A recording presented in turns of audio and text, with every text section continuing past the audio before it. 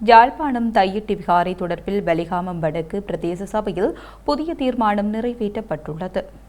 யாழ்ப்பாணம் வலிகாமம் வடக்கு பிரதேச சபையின் மாதாந்த அமர்வு நேற்று பிரதேச சபையின் தவிசாளர் சோமசுந்தரம் சுகிர்தன் தலைமையில் இடம்பெற்றது. இதன்போது தையிட்டி தெற்கில் பொதுமக்களின் காணியில் சட்டவிரோதமாக அமைந்துள்ள திஸ்ஸ விகாரைக்கு எந்த அனுமதியும் பிரதேச சபையில் பெறப்பட்டிருக்காத நிலையில் பிரதேச சபையின் சட்ட விதிமுறைகளுக்கு ஏற்ப குறித்த கட்டடமானது சட்டவிரோதம் என்பதை அறியப்படுத்த மும்மொழிகளிலும் சபையினால் அறிவித்தல் பலகையொன்று நாட்டப்பட வேண்டும் என தமிழ் தேசிய மக்கள் முன்னணியின் உறுப்பினர் பத்மநாதன் சாரியினால் பிரேரணையொன்று சபை கொண்டு வரப்பட்டது. குறித்த பிரேரணைக்கு அனைத்து உறுப்பினர்களும் ஆதரவு தெரிவித்ததை அடுத்து தீர்மானம் ஏகமனதாக நிறைவேற்றப்பட்டுள்ளது. அத்தோடு சட்டவிரோத தையிட்டி விகாரியின் விகாராதிபதியின் பதவி உயர்வுக்கான எதிர்ப்பை சபையில் தெரிவித்து தீர்மானம் நிறைவேற்ற வேண்டும் எனவும் பத்மநாதன் சாரியினால் பிரேரணை சபையில் கொண்டு வரப்பட்டது. குறித்த பிரேரணைக்கு ஆதரவு தெரிவித்து சபையில் தீர்மானம் நிறைவேற்றப்பட்டதுடன் பிரதேச சபையின் உறுப்பினர்களால் தையிட்டியில் எதிர்வரும் ஞாயிற்றுக்கிழமை போராட்டம் ஒன்றும் முன்னெடுக்க தீர்மானிக்கப்பட்டுள்ளது.